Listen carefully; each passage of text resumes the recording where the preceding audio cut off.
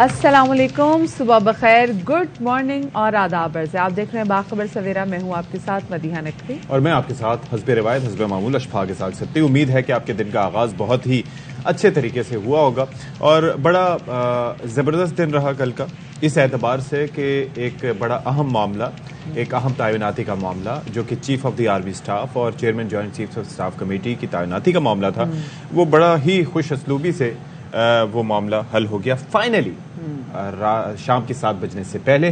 اور صبح 9 بجے جب ہم آپ کے ساتھ آئے تھے تو ہم نے آپ کو بتایا تھا کہ جی ابھی کیبنٹ کا اجلاس ہو رہا ہے اور اس طریقے سے پروبیبلی اسمبلی موو کی جائے گی. پھر اس کے بعد 11:30-12 بجے کے قریب وہ جناب وہ اس حوالے سے نام بھی سامنے آ گئے، اسمبلی موو بھی کر دی گئی. پھر پریزیڈنٹ صاحب نے تھوڑا سا دورہ کیا لاہور کا. کس ٹائم اور جو دورہ بھی کیا، آپ کو پتا نا کہ وہ وزیر اعظم شہباز شریف کے ہیلی کاپٹر میں پھر وہ لاہور گئے.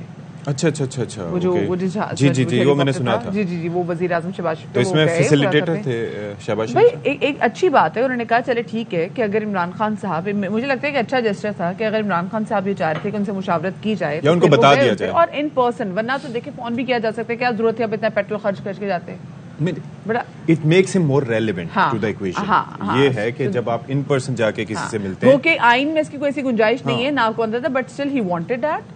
لیکن صدر صاحب نے پھر بھی معاملہ فہمی کا مظاہرہ کیا اور لگ رہا تھا جب تک ہم نے دیکھا کہ ریٹین نہیں کیا گیا حکومت کی جانب سے، فیڈرل گورنمنٹ کی جانب سے جنرل عاصم منیر صاحب کو، اس سے پہلے بہت ساری تب بھی بڑی اسپیکولیشن موجود تھی، کیونکہ ہم جب صبح بھی شو پہ بات کر رہے تھے تو ایسا بھی لگ رہا تھا کہ ہو سکتا ہے کہ یہ معاملے کو تقریباً 25 دن کا طول ضرور دیں. جی جب وہ ریٹینمنٹ کی بات آئی تھی، جی وہ اسموتھ سیلنگ اسی وجہ سے ہوئی کیونکہ انہوں نے پہلے ریٹین کیا. ریٹین کرنے کا آپ کو پتا ہے کہ وہ تھوڑا سا تبدیلی کی گئی تھی اس سے پہلے، اور ریٹین کرنے سے یہ فائدہ ہوا کہ پھر بھلے آپ 25 دن کیا 50 دن سمجھے اپنے پاس رکھیں، it doesn't make any difference. جو فیصلہ لے لیا گیا تھا وہی ہونا تھا. خیر، اس حوالے سے بات کریں گے اور اللہ پاکستان کے حق میں بہتر الہی آمین. اور کل رات ایک بڑی افسوسناک خبر آئی کہ اسماعیل طارا صاحب، جو کہ ہم سب کے چہروں پر مسکراہٹیں بکھیرتے رہے ہیں، وہ ہم سب کو غمگین کر کے چلے گئے. وہ ایک کافی لمبے سے وہ بیمار بھی تھے. اس حوالے سے بات بھی کریں گے. آپ اسماعیل طارا صاحب کا نام لیں یا آپ 50-50 کا نام لیں تو جو شخصیت آپ کے ذہن میں آتی ہے وہ اسماعیل طارا صاحب کی آتی ہے، because he is been brilliant. جو اسکٹس ہوتے تھے، جو اس طریقے سے ایپیسوڈز ہوتی تھی، کتنی دفعہ اس کو دوبارہ سے بنانے کی کوشش کی گئی اس طرح کے کسی چیز کو، لیکن ایسا ممکن نہیں ہو پایا. He was brilliant. خیر، اس حوالے سے بات کریں گے، لیکن پہلے ٹاپ سٹوریز.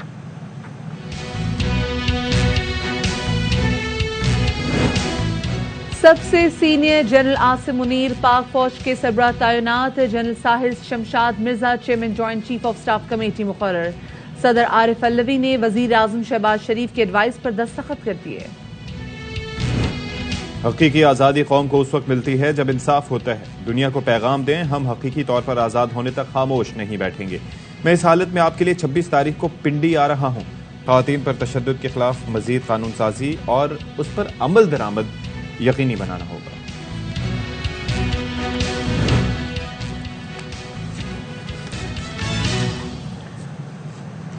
جی جناب، تو شو کے آغاز میں سب سے پہلے بات کریں گے کہ سب سے سینئر جنرل عاصم منیر نئے آرمی چیف مقرر کر دیے گئے ہیں اور general Sahir Shamshad Mirza chairman joint chief of staff committee تعینات کر دیے گئے ہیں. کل کا جو دن تھا وہ بڑا ہیپننگ تھا اس حوالے سے، کیونکہ کل کیبنٹ کی اہم میٹنگ تھی. ہم نے دیکھا کہ 9 بجے میٹنگ شروع ہونی تھی اور میٹنگ جیسے ختم ہوئی تو 11:30 بجے 2 نام سامنے آئے، جس میں سینئر جنرل عاصم منیر ان کو بطور آرمی چیف اور ساتھ میں جنرل ساحر شمشاد مرزا ان کو chairman joint chief of staff committee ان کا جو نام وہ دیا گیا تھا. اس کے بعد تھوڑا سا جو پروسیس وہ لمبا لگا، لیکن 6:30 بجے تک صدر صاحب نے دستخط کر دی اسمبلی پہ. یہ رہی کہ آپ یہ دیکھیے کہ عموماً جب یہ ہوتا ہے ویسے اس میں کوئی غلطی نہیں ہوتی، چیف ایگزیکٹو یعنی کہ وزیر اعظم کا اپنے ثوابدیدی اختیار ہوتا ہے، لیکن جب آپ فرض کریں 6 نام ہیں اور اس کے اندر سے جونیئر موسٹ کو اٹھا کے آپ آرمی چیف بناتے ہیں تو جو سپر سیڈ ہونے والے افسران ہیں وہ بعض اوقات وہ ظاہر ہے کہ وہ استعفیٰ دے دیتے ہیں، وہ مطلب اس کے بعد کام نہیں کرتے. لیکن یہاں پر جو کہ سینئر موسٹ افسران ہی تھے یعنی کہ ساحر شمشاد مرزا صاحب اور جنرل عاصم منیر، تو اس میں پھر یہ ہے کہ باقی سب بھی اپنی جگہوں پر موجود رہیں گے کیونکہ ان کی سینیورٹی کمپرومائز نہیں ہوئی. تو that is the beauty of it. اور بس یہ ہے کہ جو آئینی طریقہ کار تقاضا یہی تھا کہ جی ایچ کیو سے نام جاتے کہاں پر وزارت دفاع ڈاکخانے کا کردار ادا کرتا اور نام جو ہے وہ آگے فارورڈ کرتا وزیر اعظم پاکستان کو. وزیر اعظم پاکستان مشاورت اپنے ظاہر انہوں نے کیا کر لی تھی, لیکن کسی سے تذکرہ کرتے اور اس کے بعد وہ نام فائنل کر کے بھیج دیتے صدر صاحب کو, اور صدر صاحب نے سمپل یہ کرنا تھا. دیکھیے ستی, چاہے وہ آپ نے یہی بات کی جا رہی تھی اور یہی نام پہلے بھی مسلسل یہی نام آگے آ رہے تھے, کیونکہ سینیورٹی بیسس پہ یہی نام جو تھے وہ ٹاپ 2 پر تھے. کل خان صاحب کی گفتگو آپ کو یاد ہے نا پرسوں؟ جی, خان صاحب نے تو کہا تھا کہ مائنڈ میں رہ کر کھیلیں گے, تو وہ خان صاحب کا وہ تھا کہ خان صاحب اس پہ استحقاق تھا کہ وہ کس طریقے سے کھیلتے, لیکن یہ ہو نہیں سکتا تھا, اس میں قانون کی کسی قسم کی گنجائش نہیں موجود تھی. اور اسپیسیفکلی کل جب پھر ہم نے دیکھا کہ وفاقی حکومت نے جب جنرل عاصم منیر کو ریٹین کیا, تو پھر اس کے بعد جو شکوک و شبہات اور جو اسپیکولیشن کی جا رہی تھی کہ ہو سکتا ہے کہ صدر صاحب اگر اس سمری کو سائن کرنے میں ٹائم لیں اور عمران خان سے مشاورت کے بعد اور ریٹائرمنٹ کا ٹائم پورا ہو جائے تو پھر دیکھیں گے آگے چیزیں کیا ہوتی ہیں. لیکن فیڈرل حکومت نے ایسی تمام تر اسپیکولیشن کو بالکل رد کر دیا جب انہوں نے ریٹین کیا جنرل عاصم منیر صاحب کو, اور اس کے بعد پھر فائنلی ہم نے دیکھا کہ پھر صدر مملکت گئے, لاہور گئے, زمان پاک عمران خان صاحب سے ملنے کے لیے گئے, ان کی مزاج پرسی کی اور اس کے بعد ان سے مشاورت کی, پھر مشاورت کے فوراً بعد وہ واپس آئے, اور اس کے بعد پھر لیکن ہم دیکھا کہ کل فواد چودھری صاحب بھی باہر, انہوں نے کہا کہ جی ایک ہینڈ آؤٹ جو ہے نا وہ جاری ہوگا 6 بجے کے بعد. What did it mean? وہ یہ سمجھ میں نہیں, کیونکہ دیکھیں اس میں تو ان کا لینا دینا کوئی نہیں تھا, یہ تو صدر مملکت کا کام تھا, صدر مملکت کسی ایک پارٹی کے تو نہیں ہوتے. سو وہ ان کی جانب سے آ کے کہنا کہ جی صدر, میں نے آپ سے پہلے بھی کہا تھا, ویسے بھی یہ تھا کہ ان کے اوپر بڑی بھاری ذمہ داری تھی کہ انہوں نے 2 کردار نبھانے تھے. پارٹی کا عہدہ چھوڑ چکے تھے, لیکن پارٹی کی اما پہ پھر بھی وہ مشاورت کرتے رہے اور بات چیت کرتے رہے عمران خان صاحب کے اس کے اوپر مینڈیٹ کے اوپر. لیکن صدر پاکستان کے طور پر بہت سی ذمہ داریاں ہیں جو ان کو ادا کرنی تھی. لیکن آپ کو علم ہے کہ جب شہباز شریف صاحب آئے تھے اور اس وقت بھی آپ کو یاد ہے کہ طبیعت کی ناسازی ہو گئی تھی اور پھر کسی اور کو حلف اٹھانا پڑا تھا, حالانکہ بعد میں وفاقی وزراء سے حلف لیتے رہے تھے صدر صاحب. تو یہ ہوتا ہے ظاہر ہے, لیکن بالآخر اور بھی کئی اسپیکولیشن تھی کہ جس صدر صاحب جو ہے وہ ریزائن کر دیں گے اسد کیسر کی طرح, اور یہ ہوگا وہ ہوگا, لیکن ہی ڈڈ ویل. اور آئین کے اور قانون کے دائرے میں رہتے ہوئے ہم نے دیکھا کہ ایک مزید امبیرسمنٹ سے بچا گیا, اور جو کام ہونا تھا وہ تو ہونا ہی تھا. بالکل جی, یہ ہے سلسلہ. اچھا جی, اور دوسری جانب ہم یہ دیکھ رہے ہیں کہ وزیر دفاع خواجہ آصف کہتے ہیں کہ ملک میں کئی ماہ سے جاری ہیجان کی کیفیت اب ختم ہو گئی. صدر مملکت کی جانب سے وزیر اعظم کی بھیجی سمری پر دستخط کرنا خوش آئند اقدام ہے.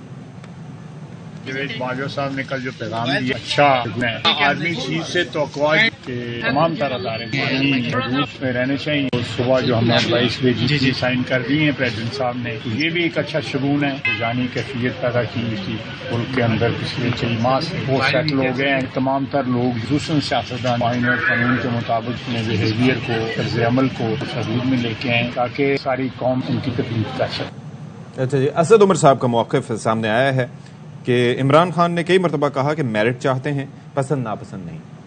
تو پروگرام آف دی ریکارڈ میں گفتگو کرتے ہوئے انہوں نے مزید کیا کہا آپ کو یہ بتائیں کہ انہوں نے کہا کہ خدشات نہیں توقعات ہیں, اور سیاسی بحران کے خاتمے کے لیے الیکشن کے علاوہ کوئی دوسرا رستہ نہیں. اب کیونکہ مسلسل اب جو بات کی جا رہی ہے وہ یہ بات ہے کہ جی آپ ہمیں الیکشن کی ایک ڈیٹ دے دیں. الیکشن کب ہوگا اس حوالے سے دے, کیونکہ ابھی دیکھیں نا فیض آباد میں دھرنے کی اجازت مل گئی ہے پاکستان تحریک انصاف کو, لیکن اس میں تقریباً 56 شرائط جو راولپنڈی انتظامیہ کی جانب سے دی گئی, اس میں تقریباً 56 شرائط موجود ہیں, جس میں سب عام شرائط یہ کہ رات تک آپ کو وہ جگہ خالی کرنی ہوگی, کیونکہ 27 کو انگلینڈ کی ٹیم جو ہے وہ پاکستان آ رہی ہے میچ کھیلنے کے لیے. اچھا, coming back to the topic, general Asim Munir صاحب جن کا بہت ہی ویل ڈیکوریٹڈ پورا کریئر رہا ہے, ہی از دا اونلی ون جو کہ D G I S I اور ڈی جی ایم آئی بھی رہ چکے ہیں, دونوں رہ چکے ہیں. میجر جنرل وہ ڈی جی ایم آئی رہے, پھر اس کے بعد D G I S I for a short period of time. کہ جو سینیورٹی کی بیسس پہ جو لوگ تھے وہی آگے آئے, جو ٹاپ 2 تھے وہی ٹاپ 2 پوزیشن, میرٹ بھی تھا اور سینیورٹی بھی تھی, بجائے کہ آپ اس کو شفل کرتے یا پھر آپ نیچے سے یا 7ویں 8ویں یا 6 نمبر سے یا کوئی نمبرز آپ کچھ بھی کرتے. لیکن اچھا یہ میسج آتا ہے جب آپ ایگزیکٹلی دیکھا جائے کہ میرٹ کو بالکل منون فالو کیا جا رہا ہے. کہ یہاں پر اسی معاملے پہ گزشتہ 7-8 مہینے سے اس سے پہلے سے سیاست کی جا رہی تھی, اور وہ سب آپ کے علم میں ہی ہے, اور آخری دن تک سیاست کو ذرا پیچھے رکھا, ایک دن پہلے تک سیاست ہوتی رہی, پھر آخری دن ظاہر ہے کہ چینج ہوا سب کچھ. ون وے کوائٹ آبویس, تو بہت آبویس ہے کہ جی یہی نام تھے, اور یہ کہا جا رہا تھا کہ جو سب سے سینئر نام ہوگا وہی, نہ صرف یہ کہ نام بھیجے گئے بلکہ ان ناموں کا اعلان بھی ہو گیا. تو دیٹ میٹرز دا موسٹ. چلیں اچھا جی، ایک اہم ترین خبر آپ کے ساتھ شیئر کرتے چلیں کہ آرمی چیف کے اہل خانہ کی ٹیکس معلومات لیک ہونے پر FBI کی تحقیقات. معاون خصوصی محصولات طارق پاشا نے رپورٹ وزیر خزانہ اسحاق ڈار کے حوالے کر دی. شعیب نظامی ہمارے ساتھ موجود ہیں، ان سے مزید تفصیلات لے لیتے ہیں. بتائیے گا جی.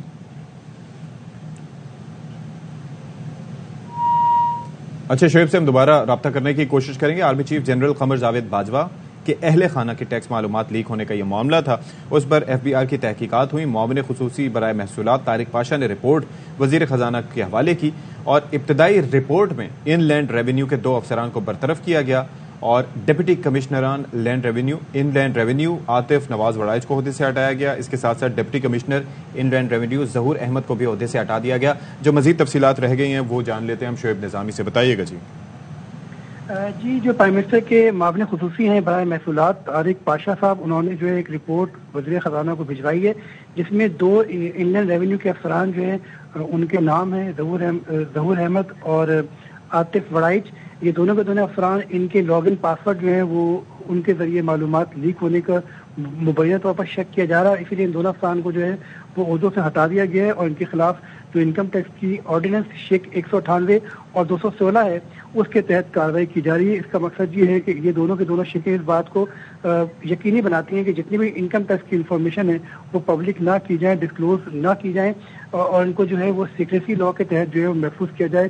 اس کی خلاف ورزی ہوئی ہے ان دونوں افسران سے مبینہ طور پر، اسی لیے ان کے خلاف کارروائی کی جا رہی ہے. جی صحیح، بہت شکریہ شعیب نظامی آپ کا ہمیں تفصیلات سے آگاہ کرنے کے لیے.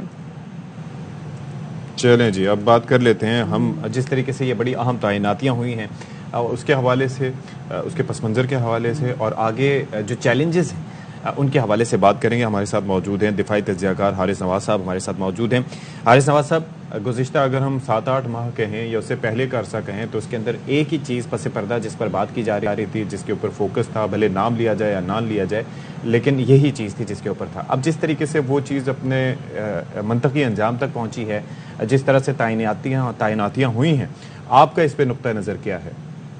دیکھیں، ایک تو یہ بڑی خوشائن بات ہے کہ جتنی ایک اسپیکولیشن ہو رہی تھی، پوری قوم ایجان کی صورت تھی، ہائپ کریٹ ہوا تھا، کبھی کوئی بات کر رہا تھا، کبھی کوئی کسی کا نام لے رہا تھا، تو بڑا خوش اسلوبی سے اور بڑی ایکشن طریقے سے جو ہے وہ chief army staff general Asim Munir بھی بن گئے اور جنرل شمشاد مرزا جو ہے وہ 7 جوائنٹ چیف اسٹاف کمیٹی بن گئے. اور خاص طور پہ اینڈ میں یہ بات ہوئی کہ پریزیڈنٹ کا سائن نہ کریں، اس پہ بڑی گورنمنٹ بھی بڑا اسپیکولیشن کر رہی، بار بار انکسی وہ کہتے جی کہ ڈیلے ہو جائے گا، 15 دن لگیں گے، 25 دن لگیں گے. وہ بھی عمران خان نے میرے نے کانسنٹ دیا اور وہ سائن ہو گیا اور اس کے بعد انہوں نے ان کی پروموشن ہو گئی. آئی تھنک یہ بہت ہی اچھی بات ہوئی ہے. Did it matter the consent of Imran Khan? Did it matter? جی دیکھیں، نو، اگر تو لیگلی دیکھیں تو there was no requirement but president could have delayed it. تو میرے خیال میں وہ حالانکہ پھر بھی ہونا تھا، 10 دن کے بعد یا 15 دن کے بعد وہ پروموٹ تو انہوں نے ہو جانا تھا. تو بہت اچھا کیا ہے کہ عمران خان نے کانسنٹ دے دیا اور آپس میں بیٹھ کے خوش روی سے مسئلہ حل ہو گیا. ورنہ ایک دنیا میں پھر ایک مذاق اٹھنا تھا جی کہ دیکھیں چیف آرمی اسٹاف کے لیے جو ہے وہ پریزیڈنٹ نے پیپر رکھنی ہے، ویٹنگ واپس کر رہے ہیں.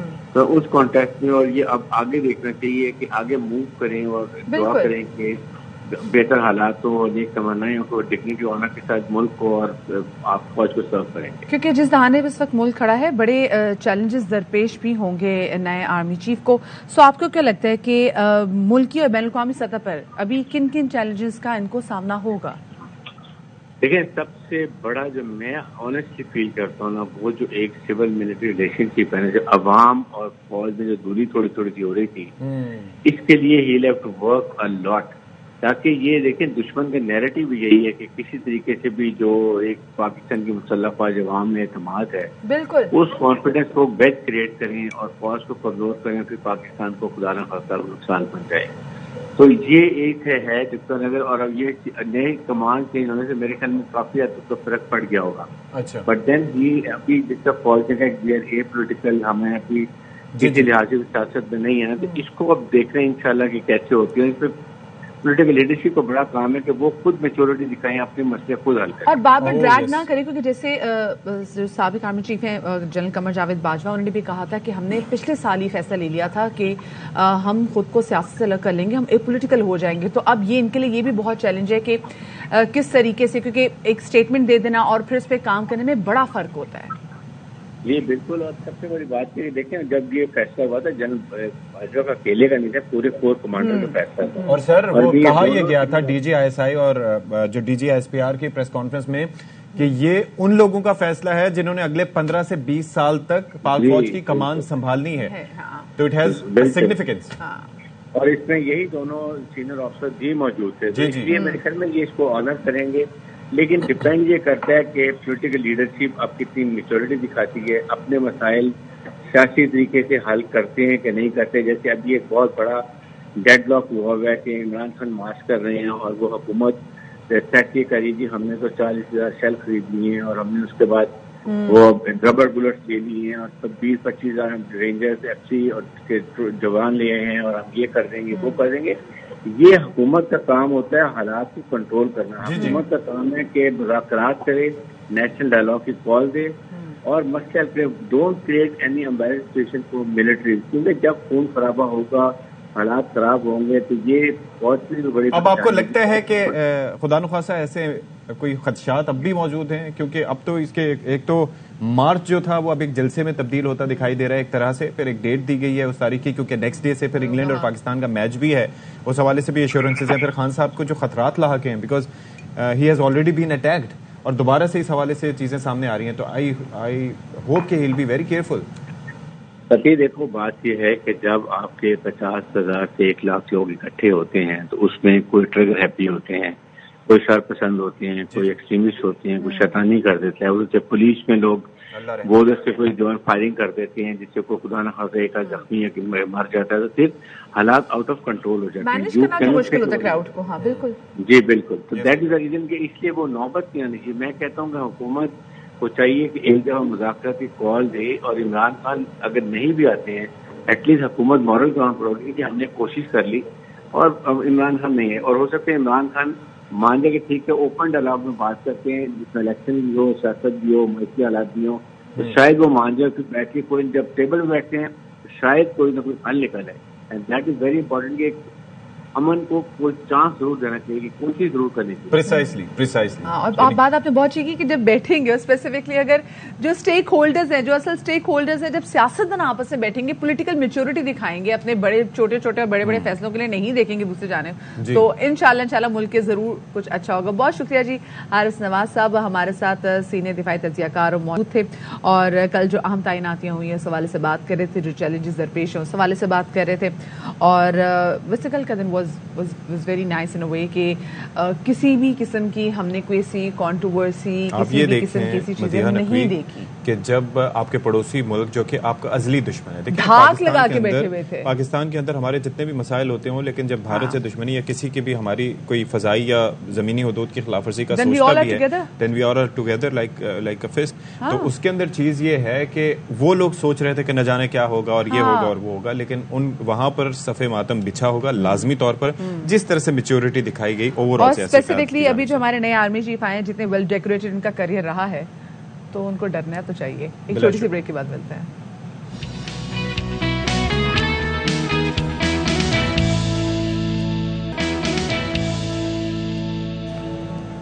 جی ان للہ و انا الیہ راجعون. بے شک ہمیں اپنے رب کی جانب لوٹنا ہے. تو اسماعیل طارہ صاحب such a legendary figure, such a brilliant comedian, such a brilliant actor, such a brilliant human being ہمارے درمیان نہیں رہے. گردوں کے عارضے میں مبتلا تھے اور گزشتہ روز ان کا انتقال ہو گیا. تو یہ خبر ایک بہت ہی صدمے کے طور پر ہمارے سامنے آئی. ایک ایسا شخص مطلب ابھی بھی ہم جو 50-50 جس میں انہوں نے ایگزیکٹلی بتا دیا تھا کہ ٹائمنگز میں مکری کامیڈی ہوتی کیا ہے. ایسا شخص جس نے نہ صرف ڈراموں میں، اسٹیج میں، تھیٹر میں، ڈراماز میں بلکہ فلموں میں بھی کام کیا ہو اور اس نے ہر طریقے سے بتایا کہ وہ کتنا کامیاب ایکٹر ہے. اور کبھی کبھی ایسا ہوتا ہے کہ جو ایکٹر ہوتا ہے وہ سپر اسٹار نہیں ہوتا لیکن ایک ایسے شخص سے جو کامیاب ایکٹر بھی تھے اور ایک کامیاب سپر سٹار بھی تھے, اور کیا ان کی کمال کامیڈی کی ٹائمنگز ہوتی تھی, اور وہ شخص جو ہم سب کو ہنساتا تھا. کل جس طریقے سے ایک دم سے وہ خبر آئی, it was a very sudden news. Doctors نے پہلے سے کہہ دیا تھا کہ کیونکہ جب کل صبح ان کو جب ہاسپٹل میں جب وہ موجود تھے تو ڈاکٹرز نے ان کی فیملی کو پہلے سے بتا دیا تھا کہ اگلے جو 14 سے 15 گھنٹے جو ہیں وہ, کیونکہ ان کی حالت ذرا کرٹیکل تھی, تو انہوں نے کہا تھا کہ بہت زیادہ امپورٹنٹ ہوں گی ان کی صحت اور ان کی زندگی کو لے کر. پھر میں رات میں افسوسناک خبر سنی کہ وہ گردوں کے عازم میں تو خیر ایک کافی لمبے عرصے سے مبتلا تھے, اور آپ یہ دیکھیں بیٹے نے پھر بعد میں خبر بریک کی. کیا مطلب ان کا ڈیکوریٹڈ کریئر تھا. آپ یہ دیکھیں کہ 5 نگار ایوارڈز ان کی فلمیں, مطلب آپ دیکھیں منڈا بگڑا جائے, پھر اس کے بعد چیف صاحب, پھر دیواریں, پھر اس کے ساتھ ساتھ ہاتھی میرے ساتھی, مطلب اتنے زبردست. اس کے علاوہ یہ 50-50 تو ظاہر ہے کہ زبان زد عام ہے, جو کہ 1980s میں نشر ہوتا تھا پاکستان ٹیلی ویژن پہ, سرکاری ٹی وی پہ, اور اس وقت سے لے کے انہوں نے ایک مسلسل اپنا اور الیکشنز کے دنوں میں جو خصوصی وہ اسکٹس بنتے تھے ساتھی, اور وہ تمام تر ورک ایسا ہے کہ آپ اس کو آج کے ٹائم میں بھی دیکھیں گے تو وہ ریلیونٹ معلوم ہوتا ہے. کچھ ہم نے یادیں ان کے کام سے وابستہ آپ کے ساتھ ہم شیئر کرتے ہیں, گو کہ یہ تمام تر ان کا کام تو نہیں ہے, لیکن کوشش کی ہے کہ بہت بڑا لاس ہے ہم لوگوں کے لیے جو کہ ان کے مداح تھے ان کے کام کے. ہم اتنے افسردہ ہیں, اتنے دل گرفتہ ہیں, آپ نے تو ان کے ساتھ کام کیا ہے, کیا کہنا چاہیں گے؟ اسماعیل تارا بھی چلے گئے اور بس ایسے ہی سب بچھڑتے جا رہے ہیں آہستہ آہستہ, اسی کا نام دنیا ہے. لیکن دکھ ہوا بہت, تو اللہ کی رضا ہے. لیکن جب کوئی ایسا آرٹسٹ چلا جاتا ہے جس کے ساتھ کچھ وقت گزرا ہوتا ہے, وہ ایسوسیشن کچھ اور ہوتی ہے. میں نے کام کیا ان کے ساتھ 50-50 میں کچھ, لیکن ایک بہت ہی ٹیلنٹڈ انسان جن کو کہ آپ نے 50-50 میں ہمیشہ دیکھا بہت کچھ کرتے ہوئے, اور پھر کئی سال سے وہ آپ کو انٹرٹین بھی کر رہے تھے. اسماعیل تارا کی طبیعت میں ایک بہت اچھا ٹھہراؤ تھا, اور بڑی یکسوئی کے ساتھ وہ کام کرتے تھے. بہت دکھ ہوا سن کر بس. اور پھر ملک سے باہر ہوں, ایسی خبریں اور دکھی کر دیتی ہیں, اداس کر دیتی ہیں. سو آج ایک اور اداس دن ہے. اللہ سے دعا کرتے ہیں کہ اس کو اللہ کروٹ کروٹ جنت نصیب کرے اور ان کو اپنے جوار رحمت میں جگہ دے. آمین آمین آمین. مطلب آپ دیکھیں کہ دکھ ان کے الفاظ سے, ان کے انداز سے آیا تھا, اور ظاہر ہے کتنا اچھا وقت آپ نے گزارا, اور جو میموریز ہوتی ہیں وہ آپ کو ہانٹ کرتی ہیں. بالکل. بہت شکریہ آپ کا بشرا انصاری صاحبہ, اس کیفیت میں بھی آپ ہمارے ساتھ موجود رہی ہیں. اور اب ہمارے ساتھ ایک اور لیجنڈری اداکار ہمارے ساتھ موجود ہیں جو کہ اسماعیل تارا مرحوم صاحب کے ساتھ کام کر چکے ہیں. ہمارے ساتھ موجود ہیں بہروز سبزواری صاحب. بہروز سبزواری صاحب, ظاہر ہے کہ ہم آپ سے اس وقت رابطہ کر رہے ہیں اور دکھ کی ایک کیفیت ہے, کیونکہ اسماعیل تارا صاحب ہمارا بچپن ان کے اسکٹس دیکھتے ہوئے, ان کی پرفارمنسز دیکھتے ہوئے, اور کئی پرفارمنسز میں ہم نے آپ کو بھی ان کے ساتھ دیکھا. بہت ہی دکھ کا مرحلہ ہے. آپ کیا اس پہ کہنا چاہیں گے ان کے اچانک اس طرح سے چلے جانے پہ؟ بس جی کیا بتائیں, وہ ہمارا تقریباً 50 برس کا ساتھ تھا, اور زبردست اس کی زبردست ٹائمنگ بھی بہت کم لوگوں کی ہوتی ہے. بہت اچھا آرٹسٹ, بہت اچھا انسان, ہم نے بڑا وقت ساتھ گزارا. ہمارے گروپ ہوتا تھا کیونکہ اب تارا نہیں ہے, اس میں جاوید شیخ, ہمایوں سعید, میں, ندیم صاحب, بس ہم لوگ بہت ایک دوسرے کو انجوائے کرتے تھے. ہماری بہت پرانی ایسوسیشن تھی. بس اللہ تعالیٰ اس کو غریق رحمت کرے. اور دوسرا یہ ہے کہ ناظرین سے اور جو بھی سامعین ہیں ان سے گزارش ہے اس کے درجات بلندی کے لیے دعا کریں, جتنا ہو سکے اس کو کلام پاک بخشیں. وہی نجات کا رستہ ہے ہم سب کے لیے. بالکل. اور ماشاءاللہ اس کی اولادیں ہیں, ایک بیٹی ہے, 4 بیٹے ہیں, لیکن سب اپنے پیروں پہ کھڑے ہیں. بڑی محنت کی ہے اس نے, فرام 0 to جس کو کہتے ہیں, ہم سب نے ایسے کیا. اور اللہ تعالیٰ نے نوازا ہے, محنت کا صلہ دیا, ایمانداری سے, نیک نیت سے, حلال سے. تو بس تکلیف دے تو ہے, لیکن یہ تو الٹیمیٹ ہے, تو سب کو جانا ہے بس. اب اور بہروز صاحب وہ کہتے ہیں نا کہ جب احمد مرسل نہ رہے کون رہے گا. بے شک. اور نہیں, اب یہ سوچتا ہوں ایٹ دس مومنٹ تارا کے جانے کے بعد سے اب لائن لگ گئی ہے. معین چلے گئے, عمر شریف چلے گئے, تارا چلے گئے, عابد علی صاحب چلے گئے, بہت سے لوگ چلے گئے, جن کے قاضی ماجد صاحب چلے گئے. سب ہمارے قریبی, بہت قریبی, یعنی بلڈ ریلیشن سے بھی زیادہ قریب لوگ تھے یہ میرے. اور بس کیا کریں, کیا کہہ سکتے ہیں, اللہ کی رضا کے سامنے سرنگو ہیں, اور یہ تو ضروری ہے. بہت شکریہ جی. بہروز سبزواری صاحب ہمارے ساتھ موجود تھے, اور جیسے وہ بتا بھی رہے تھے کہ 50 سال کا ان کا ساتھ تھا اسماعیل طارا صاحب کے ساتھ. اور میں وہی بات کر رہی ہوں کہ ہم تو چلے ان کے مداح تھے, ہم ان کو ٹیلی ویژن پہ دیکھتے تھے, ایک دو بار ان سے ملاقات ہوگی تو ہم اس پہ خوش ہو جاتے تھے, تو بچپن میں لیے جی آٹوگراف دے دیں. ہمارے تو بچپن کیسی یادیں تھا, لیکن اس سے ہٹ کے ایک اور چیز بھی ہوتی ہے, ٹائم گزارا ان کے لیے کتنا مشکل. وہ بات اپنی جگہ, لیکن ہم لوگ ریلیٹ کرتے ہیں کیونکہ 50-50 ہو گیا. اس کے علاوہ جو بھی ان کی موویز تھیں جن کا ہم نے نام لیا, مطلب دیر از اے لانگ لسٹ. یہ دل آپ کا ہوا سے لے کے پھر وہ جوانی پھر نہیں آنی, پھر اس کے علاوہ جو وہ پہلوان چاچا کا جو انہوں نے آواز جو دی تھی, دیر سو مینی تھنگس. تو آپ اپنی فیملی کے ساتھ جب آپ بیٹھ کے دیکھتے ہیں تو وہ بھی آپ کی میموریز ذہن میں ہوتی ہیں کہ میں نے اپنے والد صاحب کے دیکھا, والدہ کے ساتھ دیکھا, یہ بچپن میں یہ چیز دیکھی. جیسے آپ بھی بتا رہے تھے کہ آپ کے مرحوم والد بھی کس طریقے سے یاد کیا کرتے تھے اسماعیل طارا صاحب کی پرفارمنس کو.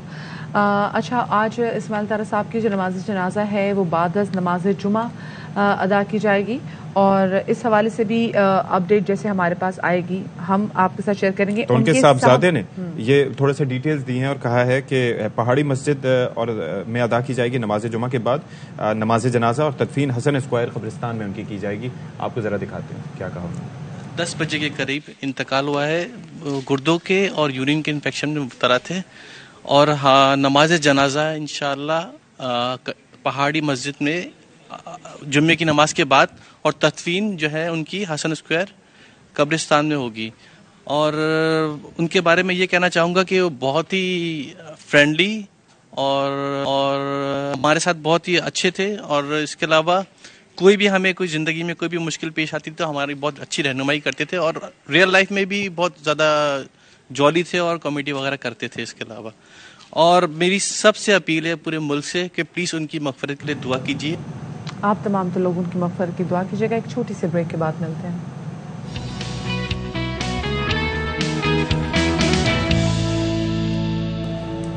جی جناب, تو welcome back after the break. اور جو ذیابطیس کے مریض ہیں وہ کافی زیادہ پریشان ہو گئے ہیں, کیونکہ کراچی میں ذیابطیس کے مریضوں کو سرنج سے لگائی جانے والی انسولین 3070 اس کی مارکیٹ میں ہو گئی شارٹیج, اور اب لوگ کافی زیادہ پریشان ہو گئے کیونکہ پہلے نہ اس حوالے سے بات کی جا رہی تھی, اور ایک دم سے تمام تو صورتحال پیدا ہوئی ہے. تو کیسے ہوئی ہے, کیا کیا جا سکتا ہے؟ انور خان ہمارے ساتھ موجود ہیں براہ راست, ان سے ذرا بات کر لیتے ہیں. تو انور بھائی بتائیے گا, very good morning to you. اور یہ جو انسولین ہے یہ جو امپورٹ کی جاتی تھی, مسائل کیا آ رہے ہیں اس کی امپورٹ سے متعلق, اور کیا کوئی آلٹرنیٹیوز ہیں کہ جہاں سے یہ منگوائی جا سکے؟ یہ جی دیکھیں, ایک تو صورتحال یہ ہے کہ اس وقت کراچی سمیت پاکستان بھر کی اگر بات کی جائے گی تو جو انسولین ہوتی ہے شوگر کے مریضوں کے لیے اس کی 3 رینج ہوتی ہیں. ایک این رینج ہے, ایک ایم رینج ہے, اور ایک دوسری سب سے اہم رینج ہے 70-30. تو 1730 انسولین اس میں اب دستیاب نہیں ہے. اس کی بنیادی وجہ یہ بنی ہے کہ ایک بڑی تعداد کے اندر جو امپورٹ کرنے والی کمپنیاں تھیں ان کا بزنس اب پاکستان سے جو ہے وہ ختم ہو چکا ہے. البتہ صورتحال دلچسپی ہوتی ہے, جب مارکیٹ سروے کیا ہے تو بلیک کے اندر اگر ہم یہ ادویات یہ انسولین خریدیں گے تو بآسانی دستیاب ہوگی. ہول سیل مارکیٹ کے ذرائع یہ بتاتے ہیں کہ 1150 روپے اس انسولین کی قیمت ہے, تاہم بلیک کے اندر یہ 2400 سے 2700 تک بآسانی دستیاب ہوتی ہے. اور اس کے ساتھ ساتھ نہ صرف انسولین اگر بات کی جائے گی تو اس وقت میں جناح اسپتال کے باہر موجود ہوں, اس کے جو میڈیکل اسٹورز ہیں, تو وہاں یہ بتایا جا رہا ہے کہ روزانہ 30 سے 35% مریض ایسے ہیں کہ جن کا تعلق جو ہے وہ شوگر کے مرض سے ہوتا ہے, وہ یہاں پہ آتے ہیں اور مایوس ہو کے چلے جاتے ہیں. تو بنیادی ذمہ داری بنتی ہے نیشنل ہیلتھ سروسز کی. اس کے ساتھ ساتھ ڈریپ کو اس ذمہ داری کو ادا کرنا ہوگا, کیونکہ اب امپورٹ کا سلسلہ جو ہے وہ ختم ہو چکا ہے. بہرحال یہ سلسلہ دامن درم سخن جاری ہے. اس کے لیے ایک کولڈ اسٹوریج چین ہوتی ہے. کولڈ اسٹوریج چین کو مینٹین کرنا ہے. اس کے ساتھ ساتھ جو قیمت مقرر کی جاتی ہے اس کو مارکیٹ کے اندر فروخت کرنے کی, اس کے بعد پھر ریٹیلر آتے ہیں, پرچیزر آتے ہیں, پھر ہول سیل کیمسٹ آتے ہیں. تو اس کے ساتھ ساتھ کولڈ اسٹوریج چین کو مینٹین کرنا مشکل ہو جاتا ہے. تو اب ڈالر کی جو فلکچویشن ہے وہ ایک بنیادی مسئلہ بنی ہے. متبادل ذرائع بھی موجود نہیں ہے. پرانی کیفیت ہے. کوئی نوٹس لیا جاتا ہے یا نہیں لیا جاتا؟ بہت شکریہ فی الوقت انور خان, آپ نے اہم ترین معاملے کو ہائی لائٹ کیا. اچھا جی, آج بڑا ایک امپورٹنٹ دن ہے. آج خواتین پر تشدد کے خلاف عالمی دن منایا جا رہا ہے, اور تشدد کی بہت سی اقسام ہیں. وہ صرف ڈومیسٹک وائلنس نہیں ہوتا, اس کے علاوہ گھروں سے باہر, ناٹ اونلی فزیکل وائلنس, یہ مینٹل وائلنس یہ بھی بہت اچھی بات ہے کہ ریئلائزیشن ہونا, کہ ہمیں لگتا ہے کہ اگر آپ صرف ماریں یا پھر کو فزیکل طور پہ نقصان پہنچے تو وہی وائلنس ہے. نہیں, وائلنس کی شیپ نہیں ہے, یہ مینٹل ٹارچر میں بھی آ جاتا ہے. پھر اس کے علاوہ ہم دیکھتے ہیں کہ کس طریقے سے پاکستان میں جو آنر کلنگز کے جو واقعات ہیں وہ تو بڑھتے چلے جا رہے ہیں. اتنی ان پہ بات کی جاتی ہے اور ان کو ان کے بنیادی حقوق سے بھی محروم کیا جاتا ہے. لیکن ان تمام تر چیزوں کے باوجود ہم یہ دیکھتے ہیں کہ آنر کلنگز میں بھی جیسے ان کے میاں نے مارا ہو یا ان کے بھائی نے مارا ہو, ان کو بعد میں معاف بھی کر دیا جاتا ہے. اور پاکستان میں ہم نے ایسی بہت سی ایگزامپل دیکھی ہیں. آپ دیکھ لیں, وہ جو ہماری ایکٹریس تھیں ان کو ان کے بھائی نے مارا تھا اور بعد میں ان کے ماں باپ نے ان کو معاف کر دیا تھا. قندیل بلوچ کی میں بات کر رہی ہوں. یہ we need to sort this out, کیونکہ یہ بڑا آسان ہوتا ہے کہ ایک انسان جس کی جان چلی گئی, پھر ظاہر ہے کہ اس کے اندر قوانین کو will have to look into it. یہ صرف خواتین کے لیے, مرد حضرات کے لیے بھی یہ ویسے قانون موجود ہے کہ جی ورثاء جو ہے وہ معاف کر سکتے ہیں. آپ دیکھ لیں وہ شاہزیب والے میں, پھر ابھی مجھے کوئٹہ میں جس لڑکے نے اپنے 3 بھائیوں کو مارا تھا اس کو بھی اس کے والدہ نے معاف کر دیا. خیر, لیکن وقت کیونکہ ہمارے پاس مختصر بھی ہے تو مس نبیلہ حاکم خان ہمارے ساتھ موجود ہیں, صوبائی محتسب پنجاب, اس وقت ہمارے ساتھ ان کو شامل گفتگو کریں گے. بہت شکریہ آپ کا مس نبیلہ کہ آپ نے ہمیں باخبر سویرا کو وقت دیا. یہ کہے گا کیونکہ آپ کے پاس تو بہت سارے کیسز آتے ہیں جب خواتین پہ وائلنس کے حوالے سے بات کی جاتی ہے, تو یوزلی کیسز کی کیا نوعیت ہوتی ہے؟ دیکھیں, یہ پنجاب کا ایک ادارہ ہے, خاتون محتسب پنجاب کا, اور یہاں پر 2 قوانین ہیں. ایک ہے sexual harassment at workplace پہ جو انسیڈنٹس ہوتے ہیں خواتین کے ساتھ, ایک تو اس کی کمپلینٹس کو سنا جاتا ہے, اور اس کے ساتھ ساتھ enforcement of women's property right act جو ایک نیا قانون ہے, اور یہ 2021 مئی میں جو ہے پنجاب میں یہ قانون لایا گیا, اور اس کا مقصد بھی ایک قسم کی ہیراسمنٹ کو ایڈریس کرنا ہے. جہاں آپ نے بتایا کہ بہت سارے ایلیمنٹس ہوتے ہیں, ہیراسمنٹ کی صرف ایک کائنڈ نہیں ہوتی, بہت ساری قسمیں ہیں, تو اس میں ایک قسم جو ہے وہ ان کی وراثت کے حق سے محروم کرنا بھی ہے, اور ان کو ان کی پراپرٹی رائٹس جو ان کو ملنے چاہیے اکارڈنگ ٹو لا, جب وہ نہیں مل پاتے, اور اس کے ساتھ ساتھ جو ان کی ملکیتی پراپرٹی ہوتی ہے, ایک کمزور طبقہ سمجھتے ہوئے خاتون کو اس کی ملکیتی پراپرٹی پہ بھی انلیگل پوزیشنز ہو جاتی ہیں. اس انلیگل کے علاوہ بھی نبیلہ صاحبہ ہم نے یہ بھی دیکھا ہے کہ بہت ساری جگہوں پہ نا ان کو ایموشنلی ایکسپلائٹ کر کے, مطلب بھائی بھی اپنا حصہ, مطلب جو بہنیں ہوتی ہیں اپنا حصہ چھوڑ دیتی ہیں بھائیوں کے لیے. ایسا ہے؟ بالکل, آپ بالکل. اور یہ تو اب ایک رواج کی صورت اختیار کر چکا ہے نا. جب آپ اپنے انہیریٹنس کے رائٹ کی بات کرتے ہیں تو بطور بھائی وہ اپنا حق سمجھتے ہیں, یا عزیز چچا وہ اپنا حق سمجھتے ہیں کہ میل ہونے کے ناطے یہ چونکہ ہمارے بھائی کی پراپرٹی تھی, والد کی تھی, تو بطور میل ہمیں ہی اس کو آگے لے کے چلنا ہے. اور شاید اس خاندان کی جڑ بنیاد جو ہے وہ صرف ایک میل ہی ہو سکتا ہے, اور ہمیں بالکل اس طرح کی جتنے بھی رویے ہیں, ایٹیٹیوڈز ہیں, ان کو کنڈیم کرنا چاہیے, اور ان کو بتانا چاہیے کہ یہ حق جو ہے, جو انہیریٹنس کا حق ہے خاص طور پہ, یہ کوئی لا اسٹیٹ نہیں ہے, یہ لا آف اللہ ہے. یہ حق ہمیں ہمارے اللہ نے دیا ہے, اور اس کی بڑی وضاحت جو ہے وہ الحمدللہ ہماری پیاری کتاب قرآن پاک کے اندر موجود ہے. سورہ نساء کی آیت کے اندر پوری تفصیل ہے کہ کسی بھی سرپرست. نبیلہ آپ ہمارے ساتھ ہی موجود رہے گا, ہم آپ سے فردر بھی بات کریں گے. یہاں پر ایک بریکنگ نیوز ہے, وہ یہ ہے کہ نئے آرمی چیف اور chairman joint chief of staff committee کے تقرر کے نوٹیفیکیشن جاری کر دیے گئے ہیں. جنرل سید عاصم منیر کی بطور آرمی چیف 3 سال تقرر کا نوٹیفیکیشن جاری کیا گیا ہے. اس کے ساتھ ساتھ جنرل ساحر شمشاد مرزا کی 3 سال کے لیے نئی تقرر بطور chairman joint chief of staff committee, اس کا بھی نوٹیفیکیشن جاری کر دیا گیا ہے. تو یہ جو آخری رسمی کارروائی تھی اس نوٹیفیکیشن سے متعلق وہ پوری ہو گئی. اب 29 تاریخ کو باقاعدہ طور پر ایک کمان سنبھالنے کی تقریب ہوگی, جب موجودہ army chief general Qamar Javed Bajwa اپنے عہدے سے سبکدوش ہو جائیں گے, اور جنرل عاصم منیر باقاعدہ طور پر ایک بڑی پروقار تقریب میں پاکستان فوج کی کمان سنبھالیں گے اگلے 3 سال کے لیے. तो ये अब जनाब ये मामला अब मंतकी अंजाम तक पहुंचा है। जनरल सैयद आसिम मुनीर की बतौर आर्मी चीफ 3 साल तकर्रुर का नोटिफिकेशन जारी कर दिया गया है और इस हवाले से हम आपको डिटेल्स दे रहे हैं कि जनरल साहिर शमशाद मिर्जा साहब जो कि chairman joint chief of staff committee हैं, उनकी भी तैनाती मुकम्मल हो चुकी है। अब इससे मुतालिक मामला जो हैं वो बस एक कमान की हवाले करने की एक तकरीब होगी, जिसके अंदर ज़ाहिर है कि बड़ी ज़बरदस्त तरीके की वो एक खूबसूरत तकरीब होती है। लईकुर रहमान हमें मज़ीद तफसीलात देंगे। बताइएगा जी लईक, इससे मुतालिक नोटिफिकेशन हो गया जारी? जी बिल्कुल, गुज़िश्ता रोज जैसा कि तैनातियां भी हो गई नई और तकरीरियां भी हो गई और मुलाकातें भी सदर और वज़ीर आज़म से हो गई, तो उसके बाद यकीनी तौर पर नोटिफिकेशन भी जारी करना जरूरी होता है ताकि मुकर्ररा तारीख जो कि 27 नवंबर और 29 नवंबर है तो मुतल्लिका अफसरान अपनी नई जिम्मेदारियां संभालें। तो नए आर्मी चीफ और नए chairman joint chief of staff committee की तकरीरियों का नोटिफिकेशन जारी कर दिया गया है। जनरल आसिम मुनीर की बतौर 3 साल आर्मी की तकरीरी का नोटिफिकेशन जारी हुआ है। जनरल साहिर शमशाद मिर्जा की 3 साल के लिए तकरीरी का नोटिफिकेशन जारी हुआ है। चूंकि मौजूदा chairman joint chief of staff committee 27 नवंबर को रिटायर हो रहे हैं, तो उनकी रिटायरमेंट का भी नोटिफिकेशन जारी कर दिया गया है और साथ ही 16वें सिपा सलार जनरल कमर जावेद बाजवा की 29 नवंबर को रिटायरमेंट का नोटिफिकेशन भी जारी कर दिया गया है ताकि ये जो कमांड की तब्दीलियां हैं वो अपने वक्त के मुताबिक जो एक तयशुदा तरीक़ेकार है उसके मुताबिक हो जाए। जनरल आसिम मुनीर 27 नवंबर को बतौर 17वें आर्मी चीफ अपनी कमांड संभालेंगे और जनरल साहिर शमशाद मिर्जा 27 नवंबर को chairman joint chief of staff committee की कमांड संभाल लेंगे। जी सही, बहुत शुक्रिया लईकुर रहमान आपका हमें तफसीलात से आगाह करने के लिए। अच्छा जी, तो आपको हम बता दें एक बार फिर से कि जनरल सैयद आसिम मुनीर के 3 साल आर्मी चीफ तैनाती का नोटिफिकेशन जारी कर दिया गया है। साथ ही chairman joint chief staff committee के तकर्रुर का भी नोटिफिकेशन जारी कर दिया गया है। अब ये मामला अपने इस तरीके से मंतकी अंजाम तक एक तरह से पहुंच चुका है। बस अब कमान की तब्दीली की तकरीब है जिसके हवाले से मैं बारहा आपको बता चुका हूँ कि अब वो 29 तारीख को होगी।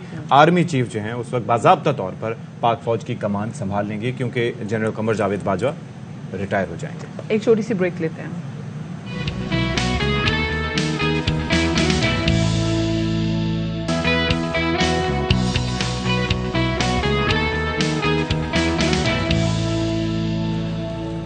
बाखबर सवेरा में एक बार फिर से आपका खैर मकदम है और अहम तरीन खबर जो अब से कुछ देर पहले हमने आप तक पहुंचाई थी कि जनरल आसिम मुनीर और जनरल साहिर शमशाद मिर्जा की तैनातियों का नोटिफिकेशन जारी कर दिया गया है। जनरल आसिम मुनीर बतौर आर्मी चीफ 3 साल मौजूद रहेंगे, उनके तकर्रुर का नोटिफिकेशन जारी हुआ है। जनरल साहिर शमशाद मिर्जा के 3 साल के लिए तकर्रुरी का भी नोटिफिकेशन जारी कर दिया गया है। जी और बिल्कुल साथ में जनरल नदीम रजा की 27 नवंबर को रिटायरमेंट का नोटिफिकेशन जारी हो चुका है और army chief general Qamar Javed Bajwa की 29 नवंबर को रिटायरमेंट का नोटिफिकेशन जारी हुआ है। हमारे नुमाइंदे लईकुर रहमान हमारे साथ मौजूद हैं, उनसे मजीद तफसीलात जान लेते हैं। जी लईक।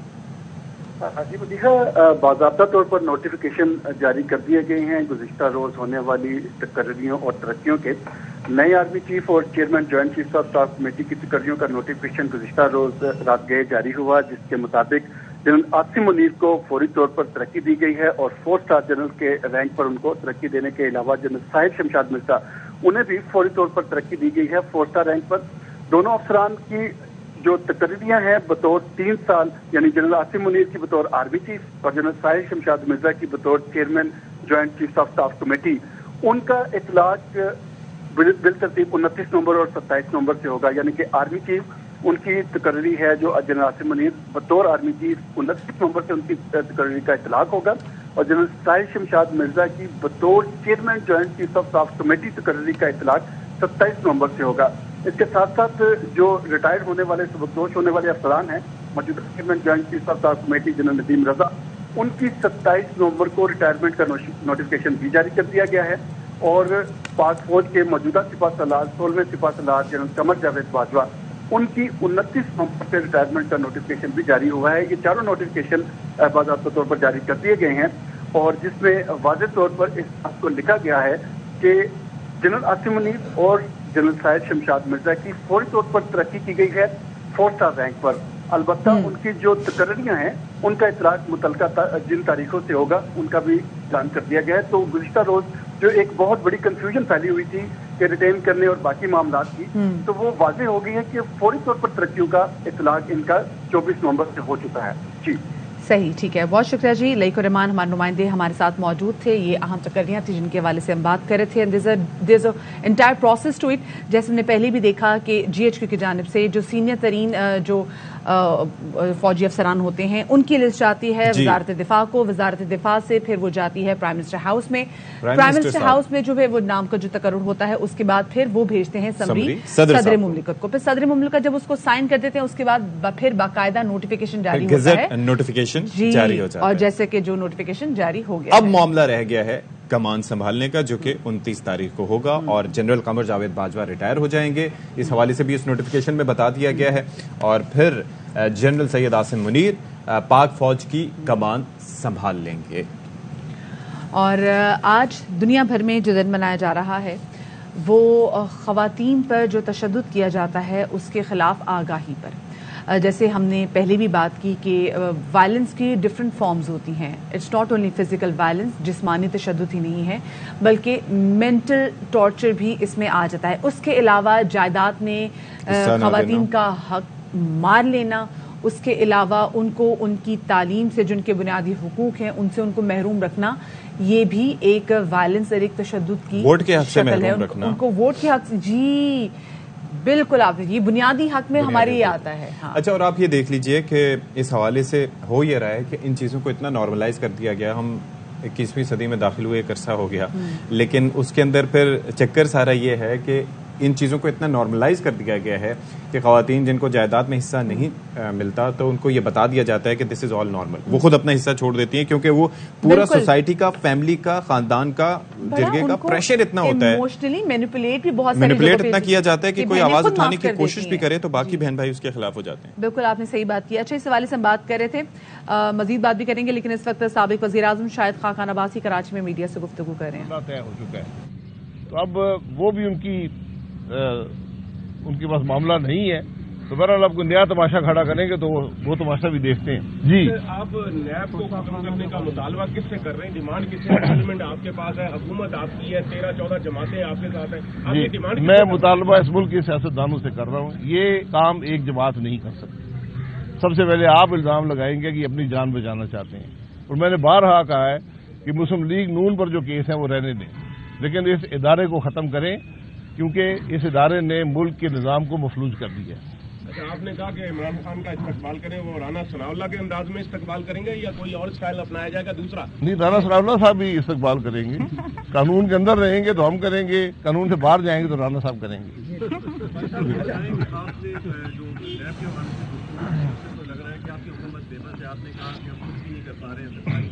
جو آپ کابینہ فیصلے کرتی ہے اس پر بھی عمل درآمد نہیں کر پاتے.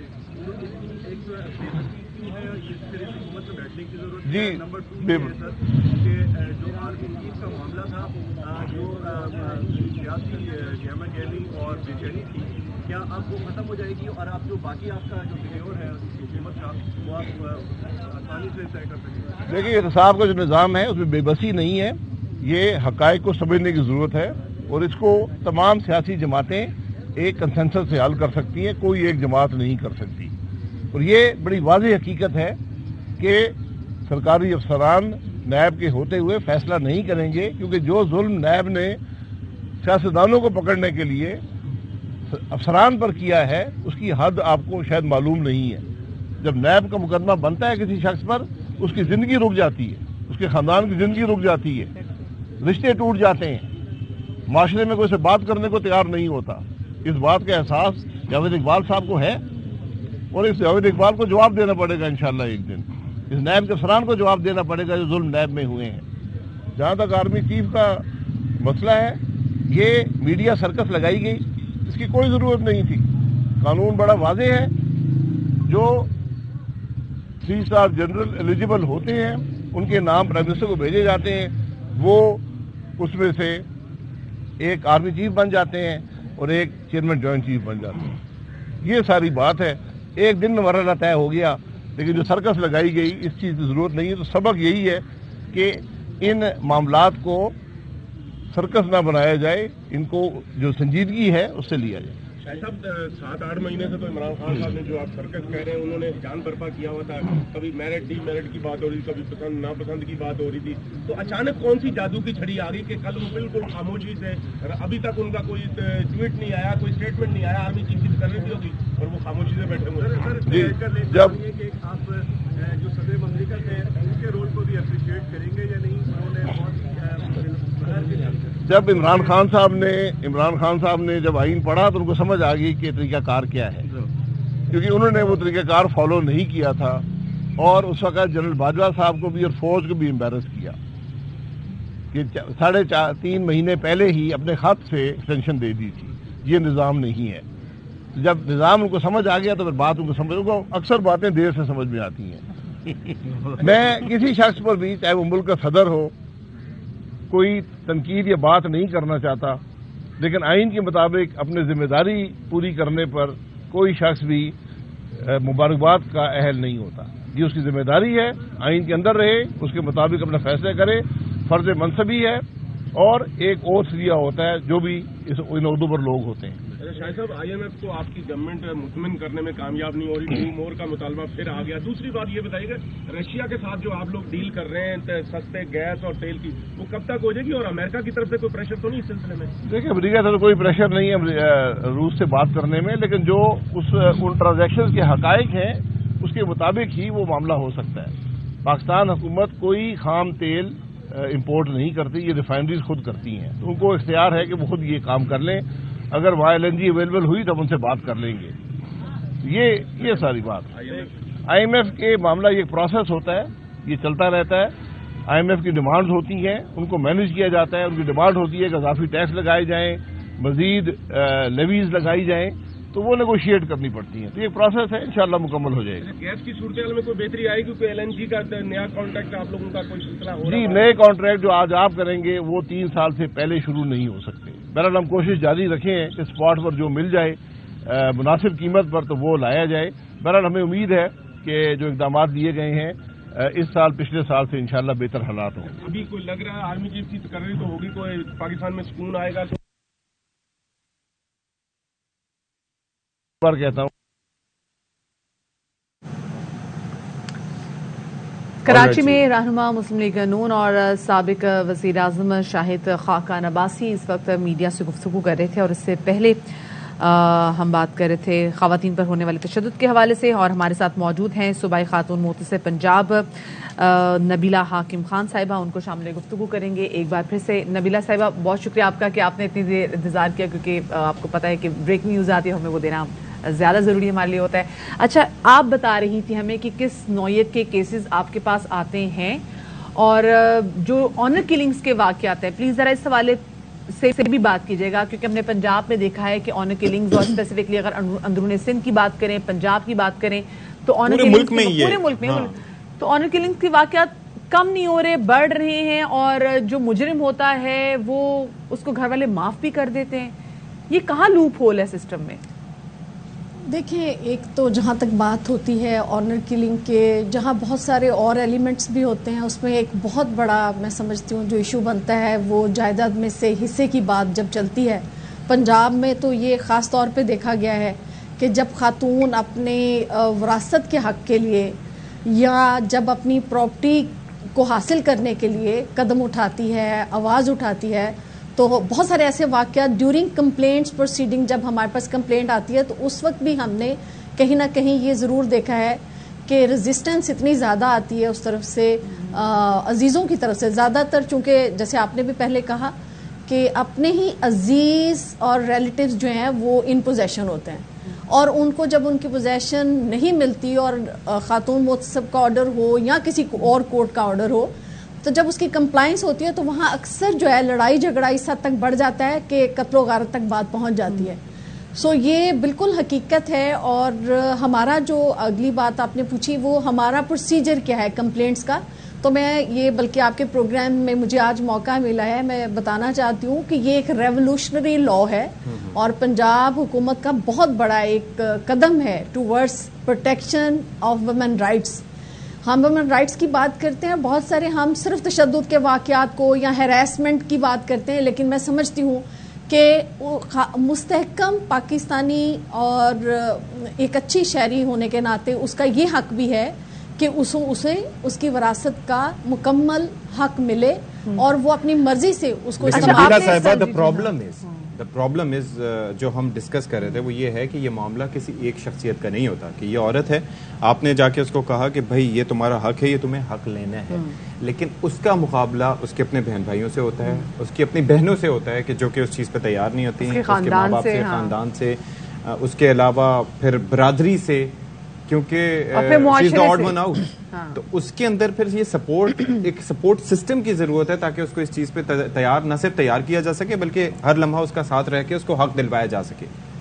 یہ کیسے ممکن ہوگا؟ جی بالکل، اور میں الحمدللہ، اور میں یہ بتانا چاہتی ہوں کہ enforcement of women's property right act 2021 جو ہے اس کا مقصد ہی یہ ہے کہ نہ صرف خاتون کی وراثت جو اس کا ایک شرعی حق ہے، اس کا ایک قانونی حق ہے، نہ صرف اس کو دلوایا جائے بلکہ اس کی پوزیشن کو جو ہے وہ اشور کیا جائے، اور اس میں کسی بھی قسم کی انٹرفیرنس کے لیے خاص طور پہ جو احکامات ہیں وہ جاری کیے جا سکتے ہیں. کیونکہ آپ خاتون محتسب بھی ہیں، تو آپ نے اس سال کتنی خواتین کو ان کی وراثت کا حق دلوایا اگر ہم کیسز کی بات کریں؟ جی الحمدللہ اس قانون کو آئے ہوئے ابھی صرف 1 سال ہوا ہے، اور میرے پاس اس وقت اراؤنڈ 6000 اپلیکیشنز جو ہیں وہ فائل ہوئی، جن میں سے آلموسٹ 1000 کے قریب خواتین کو ان کی پراپرٹی رائٹ نہ صرف ان کے نام پہ ٹرانسفر ہوئی بلکہ ان کو ان کی پوزیشن بھی ملی ہے اس سال میں. میں سمجھتی ہوں کہ آج تک آپ نے کوئی ایسی کورٹ نہیں دیکھی ہوگی جہاں پر اتنا سپیڈی پروسیس ہوتا ہو، کیونکہ یہاں پر لکھا ہوا ہے کہ اس ایکٹ کے اندر کہ ہمیں پریفریبلی 60 دن کے اندر خاتون کو اس کی وراثت کا نہ صرف شیئر اس کو ٹرانسفر کروانا ہے بلکہ اس کی پوزیشن بھی اس کو دلوانی ہے، اور with the help of police اور ڈپٹی کمشنرز کنسرنس.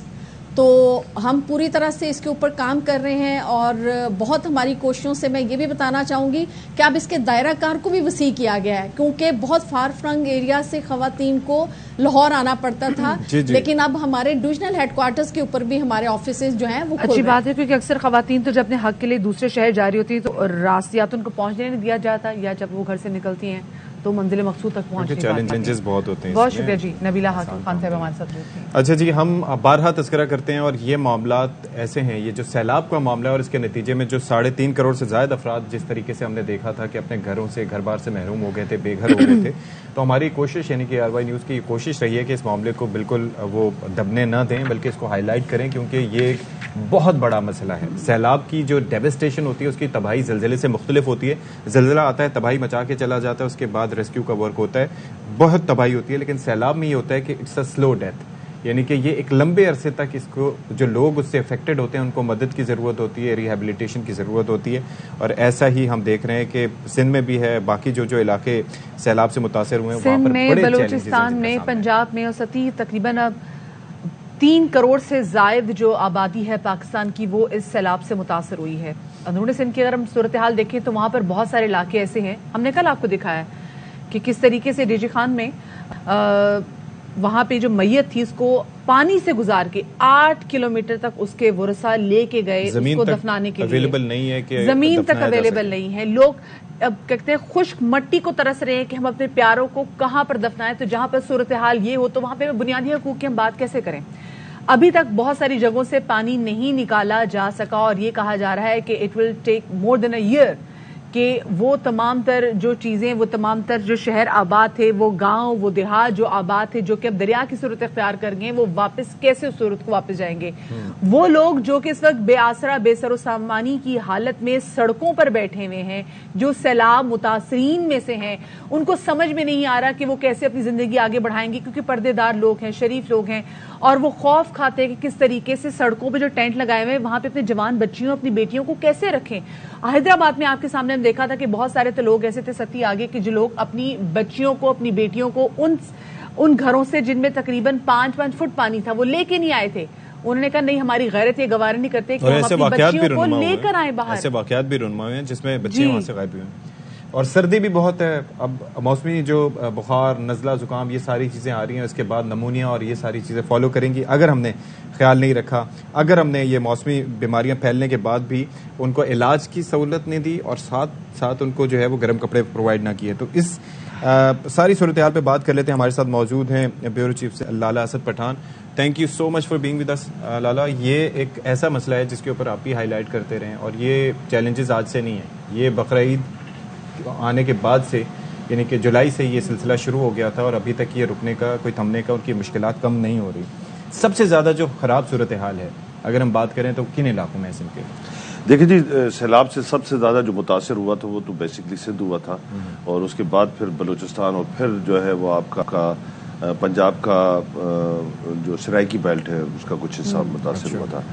مگر آپ کو یاد ہوگا کہ یو این کے WHO اور یو این کی طرف سے ایک رپورٹ جاری ہوئی تھی سیلاب کی جب صورتحال شروع ہوئی تھی اس زمانے میں, کہ 73,000 کے قریب خواتین جو ہے, حاملہ خواتین اس پورے جو 3.5 کروڑ لوگ افیکٹی ہیں ان میں وہ بھی شامل ہیں, اور ان کی جو ڈیلیوریز کی ٹائم تھا وہ یہی ٹائم تھا, 40 کی تو بالکل ایگزیکٹلی قریب تھی, اسی منتھ تھی, انہی منتھ میں. تو یہ سارے انہی ٹائموں کی ڈیلیوریز ہیں جو ابھی تک اس ماہ میں بھی آخری ان کی ڈیلیوریز ہو رہی ہیں. میرا سوال گورنمنٹ سے یہ ہے, فیڈرل گورنمنٹ سے یہ ہے, پروونشل گورنمنٹ سے یہ ہے کہ جو حاملہ خواتین تھیں, ان کے جو نومولود بچے ہیں, ان کے لیے کیا بندوبست کیا گیا ہے؟ کیا جن مچھروں میں جو سردی کا موسم میں اب جو مچھر ہیں, کیا وہ اس مچھروں کی اس سقط کو, اس تکلیف کو بچے برداشت کر پائیں گے جو سڑکوں پر ہیں, جو پانیوں کے قریب رہ رہے ہیں, جو ملیریا, جو مختلف قسم کی بیماریاں ہیں, ان کا وہ سقط برداشت کر پائیں گے؟ یعنی آنے والی ایک پوری کی پوری نسل جو ہے وہ اسٹیک پر لگی ہوئی ہے, اور ہمارے حکمران جو ہیں وہ حکومتیں بچانے میں لگے ہوئے ہیں, اپنے اقتدار کے تحفظ کے لیے. لالا, میں تو ان بچوں کی زندگیوں کے بارے سوچتی تھی کہ ہمارے اپنے بچے جو کہ ایک محفوظ انوائرمنٹ میں ہیں, جو 4 دیواری میں موجود ہیں, ان کو بخار ہو جائے تو ہمارے ہاتھ پاؤں پھول جاتے ہیں کہ چھوٹے بچے کیا کریں گے. میں تو کچھ دیر کے لیے ان ماؤں کا سوچتی تو مجھے یہ سمجھ میں نہیں آتی کہ پہلے تو یہ ماؤں جن کو وہ تمام تر خوراک ہی میسر نہیں ہے جو ان کو ہونی چاہیے, جو ایک ماں کو ہونی چاہیے, جو کہ اپنی گود میں ایک بچہ جو ہے وہ آلریڈی لے کے چل رہی ہے, اور اس کے بعد بچہ پیدا ہونے کے بعد بھی اس کی اتنی ہی, اس سے کہیں زیادہ کیئر کی ضرورت ہوتی ہے. تو وہاں پہ عام بندہ جو پیدائش کے بعد جو پہلا سال ہوتا ہے, انفینٹس آر ولنریبل. جی, انفینٹس بھی, اور ساتھ میں خواتین بھی جن کو 4th ٹرائمسٹر بولا جاتا ہے, کہ بچے کے پیدا ہونے کے 3 ماہ جو ہے وہ ماں کے لیے بھی بڑے امپورٹنٹ ہوتے ہیں. تو میں یہ حیران ہوں کہ یہ کس طریقے سے لوگ مینج کر رہے ہوں گے, یہ لوگ کس طرح سے باہر بیٹھے ہوں گے, یہ ان بچوں کے اور ماؤں کے آگے تو جو ٹراما ہے یہ کس طرح سے اس کو آگے لے کے چلیں گے؟ دیکھیں, ابھی تو تکلیف دہ بات یہ ہے کہ جو خیمہ بستیاں تھیں ان کو ختم کیا جا رہا ہے, اور ہاں جی, اور سندھ گورنمنٹ کی طرف سے اور فیڈرل گورنمنٹ کی طرف سے جہاں جن علاقوں میں جو خیمہ بستیاں لگائی گئی تھی ان کو ختم کیا جا رہا ہے. جو لوگ بیٹھے ہوئے تھے وہ کہہ رہے ہیں کہ جی ابھی آپ کے علاقوں سے پانی نکل گیا ہے, آپ اپنے علاقوں میں واپس چلے جائیں. مگر بہت سارے دیکھیں, اس میں کوئی شک نہیں ہے کہ تقریباً 50% کے قریب جو علاقوں سے پانی نکل چکا ہے, باقی 30-40%. اچھا, پانی جو نکل چکا ہے لالا, تو آپ نے ظاہر ایسس بھی کیا ہوگا, وہاں پر زمین کی کنڈیشن کیا ہے؟ دیکھیں, زمین ابھی کاشت کے قابل فوری طور پر نہیں ہوگی, کیونکہ اس کو سخت قسم کی دھوپ چاہیے, اور اس طرف سے سردی آ رہی ہے تو وہ اگلی فصل لینے کی یہ ریئلائزیشن جو آپ کو وہاں پر اسسمنٹ سے ہے, یہ ہماری گورنمنٹ کو نہیں ہے, ان کو نظر نہیں آ رہا کہ یہ کیچڑ میں گورنمنٹ کی پرائرٹیز نہیں ہے نا. دیکھیں, گورنمنٹ کی پرائرٹیز جب عوام ہوتی ہے, جب بیسک وہ ان کے بنیادی حقوق کی طرف توجہ دیتے ہیں, تو تب ان کا دل دھڑکتا ہے ان کے ایشوز کے ساتھ. ان کے ایشوز کے ساتھ تو ان کا دل دھڑکتا ہی نہیں ہے, ان کے ایشوز ہی الگ ہیں, پبلک کے ایشوز ہی الگ ہیں. اب پرابلم یہ ہے کہ جن علاقوں سے پانی نکلا ہے تو ان علاقوں میں اگرچہ وہ لوگ واپس جاتے ہیں تو ان کے گھر جو ہیں وہ ٹوٹے ہوئے ہیں, ان کے گھر ہے نہیں, وہ پانی سیلابوں میں بہہ گئے ہیں, تو وہ واپس جا کے رہیں گی کہاں؟ تو آپ خیمہ بستیوں سے بھی ان کو نکال رہے ہیں, سردیاں آ گئی ہیں, اس نے واپس جا کے کیا تھا کہ ہم آپ کو جی بستیاں آباد کر کے دیں گے, ہم آپ کو نئے گھر بنانے کے, ہم آپ کو وسائل دیں گے. دنیا جہان سے اینٹونی گوتریز وہ بھی یہاں پر آ گئے, ہم نے دیکھا انجینئر جولی بھی یہاں پر آ گئی, امداد پاکستان کو اتنی ملی, اور انہوں نے کہا کہ جی ہم آپ کو گھر بنا کے دیں گے. اب وہ کہہ رہے ہیں کہ یہ لیں جی 1-1.5 لاکھ روپے لیں, تو 1-1.5 لاکھ روپے میں کیا بنتا ہے؟ مدیہ 1-1.5 لاکھ روپے میں ٹینٹ نہیں ملتا. اگرچہ اچھا ٹینٹ آپ خریدیں, فائر پروف ٹینٹ خریدیں, تو اس کی قیمت 1.5 لاکھ روپے ہے. اور چھوٹا والا ٹینٹ, بڑا والا ٹینٹ نہیں. اگر بڑا خاندان ہے تو بڑے ہی خاندان ہے. جی بالکل. تو جب ٹینٹ آپ کو 1.5 لاکھ کا فائر پروف ملتا ہے, تو اگرچہ سردی پروف آپ جو ہے وہ کوئی ٹینٹ خریدنا چاہتے ہیں، پہلے تو سردی پروف ٹینٹ لائیں گے کہاں سے؟ وہ تو اتنے قیمتی ہیں اور وہ تو امپورٹ کرنے پڑیں گے، تو وہ تو پاسبل ہی نہیں ہے۔ اب 1.5 لاکھ روپے میں جہاں پر 12,000 روپے 1,000 اینٹ کی قیمت 12,000 روپے ہو، سیمنٹ کی بوری کتنے کی؟ سیمنٹ کی بوری 1,500 روپے کی ہو، وہاں پر آپ کس طرح تصور کر سکتے ہیں کہ 1.5 لاکھ روپے میں آپ ایک کمرہ بھی بنا پائیں گے؟ ایک کمرہ بھی پاسبل نہیں ہے۔ اور مجھے حیرت ہو رہی تھی کہ کراچی میں بہت جگہوں پہ مختلف جو ہے وہ جو چندہ جمع کرنے والے انہوں نے ایک وہ بینر لگائے ہوئے ہیں کہ سیلاب متاثرین کے لیے 1 لاکھ روپے عطیہ کریں تاکہ ان کا گھر بن سکے۔ کس طرح پاسبل ہے یہ؟ ظاہر ہے ان کے پاس پہنچے نہ پہنچے، ان کے پاس ضرور پہنچے گا، یہ ہو سکتا ہے کترا کر کے سمندر بنے گا اور پھر ایک اچھا گھر کہیں نہ کہیں 1 یا 2 اچھے گھر بن جائیں گے۔ یہ ایسے ہی ہے، اس طرح ہی ہو سکتا ہے۔ اب کیا کیا جائے، مطلب اس سلسلے میں کیا ہو سکتا ہے؟ آپ کو کیا وے آؤٹ نظر آ رہا ہے؟ کہ دیکھیں شہباز شریف صاحب نے بارہا آ کر مختلف جگہوں پہ جو دورے کیے سندھ میں، بلوچستان میں اور پنجاب کے متاثرہ علاقوں میں، انہوں نے کہا کہ آپ کو میں یقین دلاتا ہوں کہ فیڈرل گورنمنٹ اور صوبائی حکومتیں آپ کو مل کر آپ کے گھر بنا کے آپ کو دیں گی، آپ کی پوری ریہیبلیٹیشن ہوگی، آپ کی فصلوں کے حساب سے آپ کو پیسے ملیں گے، آپ کے جو ڈیمیجز ہوئے ہیں ان کے حساب سے آپ کو اکوموڈیٹ کیا جائے گا۔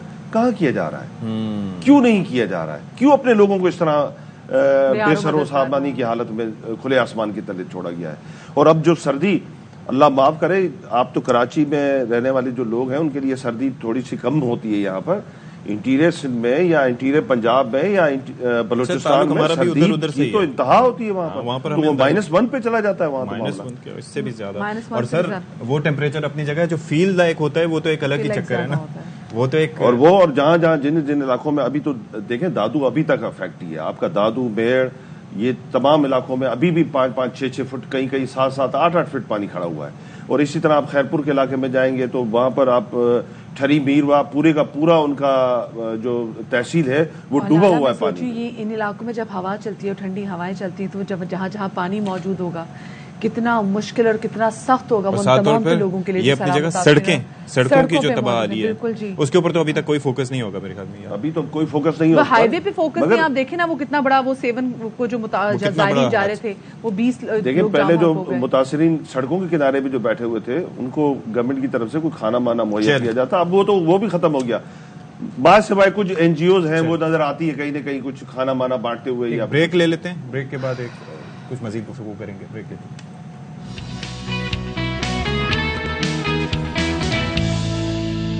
خبر سویرا میں ایک بار پھر سے آپ کا خیر مقدم ہے۔ بات ہم کر رہے تھے سیلاب کی تباہ کاریوں اور جو سلو ڈیوسٹیشن ہے اور حکومت کے ناکافی نہ ہونے والے اقدامات کی، اور لالا اسد پٹھان ہمارے ساتھ موجود ہیں۔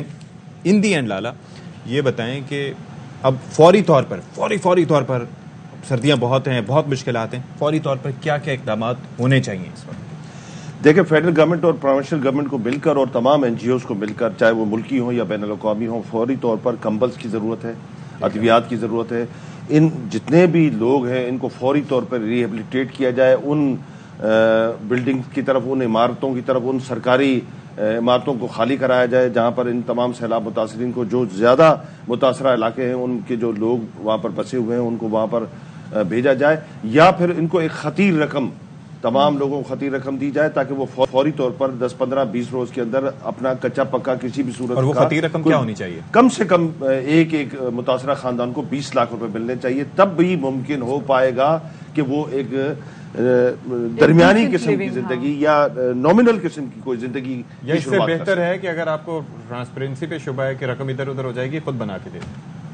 ایسے ہی ٹھیک ہے، بہت شکریہ۔ لالا اسد پٹھان ہمارے ساتھ موجود تھے، اور ظاہر ہے کہ سندھ کے سیلاب متاثرین ARY نیوز ہمیشہ سے ہائی لائٹ کرتا رہا اور کرتا رہے گا، کیونکہ جب سے بارشیں ہو رہی تھیں، جب بارشیں شروع ہوئیں بلوچستان میں جو صورتحال تھی، ہم تب سے بات کر رہے تھے، اور بات کرنا اس لیے بھی ضروری تھا تاکہ اگر حکام بالا ٹھیک ہے اپنی سیاسی کھینچ تینچ میں اتنے بزی ہیں کہ وہ نہیں دیکھ سکتے کہ ایگزیکٹلی عوام کن کی چیزوں سے سفر کر رہی ہے یا کیا کیا مشکلات عوام کو درپیش ہے، تو ہم نے اس حوالے سے بات کی تاکہ ان کی توجہ مبذول کرائی جا سکے، اور مسلسل ہم اس حوالے سے رپورٹ بھی کرتے رہے، لیکن صورتحال ایسے لگتی ہے کہ جوں کی توں ہے، اور ہم بالکل آ کے دوبارہ سے اسی جگہ پر آ کے کھڑے ہو گئے کہ ہم یہ کہہ رہے ہیں کہ جی حکام بالا جو ہے خدا کے لیے یہاں پہ دیکھیں کہ لوگ کس قسمہ پرسی کا یہاں پہ شکار ہیں۔ تو اب ذرا اب بات کر لیتے ہیں پاکستان تحریک انصاف کا، جو کل یعنی کہ آج 25 تاریخ ہے، کل 26 ہے، ایک جلسہ ہونے جا رہا ہے، اچھا، اور بظاہر یہ امپریشن ہے کہ لانگ مارچ بھی اپنے انجام کو پہنچے گا، وہاں پر ظاہر ہے کہ چیزیں طے ہوں گی، اختتام پذیر ہوگا یا نہیں ہوگا، کیا صورتحال ہوگی، کیا تیاریاں ہیں؟ عمران خان صاحب ظاہر ہے کہ وہ کہتے ہیں کہ میں اس حال میں بھی پنڈی آ رہا ہوں، تو انہوں نے عوام کو پہنچنے کی جی جناب، تو welcome back after the break, اور اب شو کو لگا دیتے ہیں ہلکا سا موسیقی کا تڑکا. اور آج تو جس بینڈ سے ہم آپ کی ملاقات کروانے جا رہے ہیں میرا بڑا فیوریٹ بینڈ ہے لاہور میں جناب ناصر. کیا اب آپ کے آگے فیوچر کے گولز ہیں ماشاءاللہ سے؟ ونس یو ہیو اسٹیبلشڈ جو بینڈ، اور اب تو ماشاءاللہ سے آپ کب سے آپ بتا رہے کہ 13-14 سال سے آپ اس فیلڈ سے بھی آپ کا تعلق ہے، آگے آپ لوگ کیا پلان کر رہے ہیں؟ آپ لوگ مزید سیکھیں گے، کلاسیکل میں بھی آپ جائیں گے، اپنے لوگ نے اکیڈمی کھولنے کا کوئی آپ لوگ ارادہ رکھتے ہیں؟ بالکل، ابھی تو اپنی پروڈکشن ہاؤس ہے، اس پہ کام چل رہا ہے، اور الحمدللہ اپنی پروڈکشن ہاؤس ہے. ابھی جتنے بھی آپ نے ویڈیوز میری دیکھی آن ایئر جو بھی ویڈیوز، یہ سب ہماری اپنی پروڈکشن ہاؤس سے ہوتی ہیں. آڈیو میں اپنی پروڈکشن ہاؤس سے کرتا ہوں، ویڈیو جو ہے وہ دانش کرتے ہیں میری سب ویڈیوز وغیرہ، کیونکہ ہم دونوں بھائی ہیں. تو ابھی ہم لوگ اپنی پروڈکشن کو دیکھ رہے ہیں، اس کو رن کر رہے ہیں، اور ان فیوچر انشاءاللہ ابھی البم پہ بھی کام چل رہا ہے، اور کچھ انٹرنیشنل ایونٹس ہیں کچھ باہر کے، اور بس اس کے لیے ورک ہو رہا ہے، اور ویڈیوز پہ کام چل رہا ہے الحمدللہ. صحیح، ٹھیک ہے. اچھا، کیونکہ وقت بڑا مختصر ہے زمین، تم جاؤں گی جاتے جاتے ذرا پشتو گانے کا ذرا تڑکا لگاتے ہیں پشتو، اور باقی جتنے ہمیں لوگ اجازت لیتے ہیں. سو اوور ٹو یو ضمیر اینڈ دانش.